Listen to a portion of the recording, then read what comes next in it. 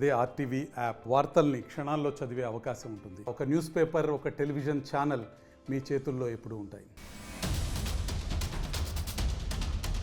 రాయలసీమలో పరువు హత్యలు ఏరులై పారుతున్నాయి. ప్రేమించిన పాపానికి కన్న బిడ్డలనే కడతేరుస్తున్నారు కన్న తల్లిదండ్రులు. అనంతపురం జిల్లా గుంతకల్లులో కన్న కూతుర్నే ఉరివేసి పెట్రోల్ పోసి కాల్చేసిన ఘటన అలా తెలిసిందో లేదో, చిత్తూరు జిల్లా కుప్పంలో ప్రేమ పెళ్లి చేసుకున్న జంటపై అడ్డొచ్చిన పెద్ద మనుషులపై కత్తులతో విరుచుకుపడ్డాడు ఓ కసాయి తండ్రి.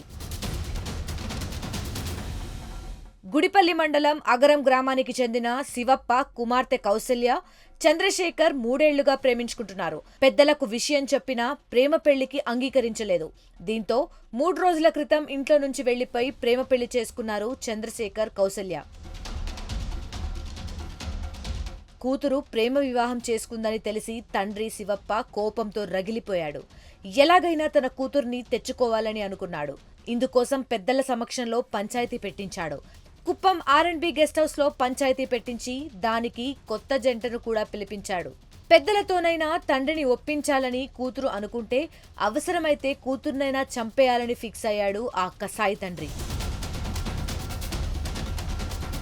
కౌసల్య తండ్రి శివప్పకు పెద్దలు నచ్చజెప్పే ప్రయత్నం చేశారు. ఇష్టమైన వ్యక్తితో ఉంటే నీ బిడ్డ సంతోషంగా ఉంటుందని బతిమిలాడారు. అవేమీ శివప్ప వినిపించుకోలేదు.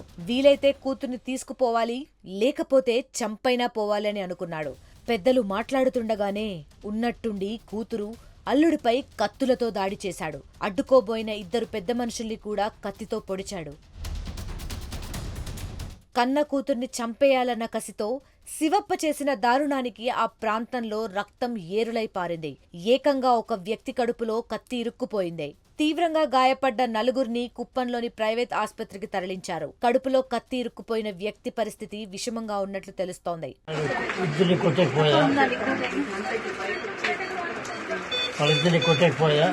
వాళ్ళని మధ్యలో పోయి దాన్ని విడిపిస్తామనుకుంటే కత్తి చేతిలోనే తెలియదు, కత్తి తగిలేస్తుంది. కొట్టినాడు కత్తితో. ఎవరు పేరు? శివ. ఎవరు వాళ్ళది? కొత్తపల్లి. ఎవరు? గుడిపల్లి అగరం పంచాయతీ. ఎంతమంది మీరు?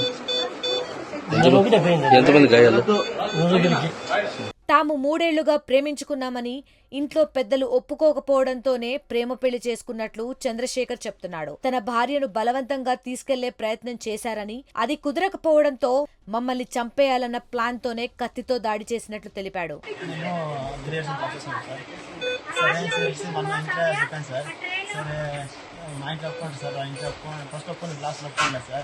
సరే అమ్మాయి ఉంటేనే వాళ్ళ మామకి తెలిసి ప్లాన్ చేశారు సార్. అమ్మాయి సరే మనం పెళ్లి చేసుకున్నాం, తర్వాత ఎగ్జామ్ రాస్తామని చెప్పింది సార్. సరే అని చెప్పి ఇంకా మనం పెళ్లి చేసుకున్నాం సార్.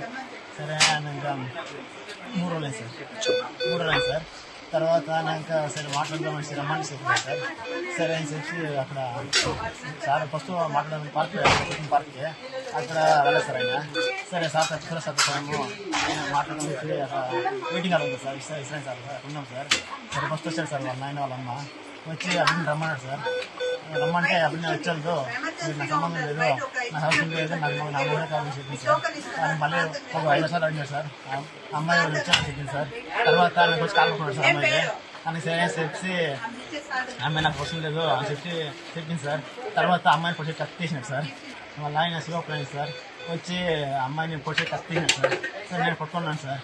పట్టుకున్నాను నాకు ఇక్కడ బ్యాక్ సైడ్ తల్ల 3 సార్లు కొట్టాడు సార్.